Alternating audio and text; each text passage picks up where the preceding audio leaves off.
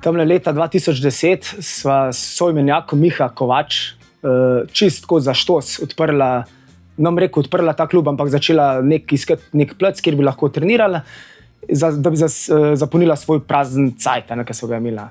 In tako smo začeli trenirati in tako se je tudi začel vse skupaj razvijati gor na Logu, kjer se je dobila ta plac.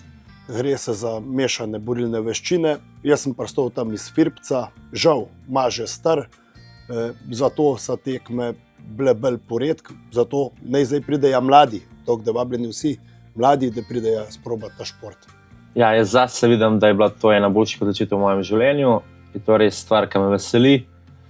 Razlika med amaterskim in med profesionalnim tekmovanjem je pa res to, ko si amater, lahko kdaj kakšen trening spustiš, treniraš malo zase, nekaj na pol.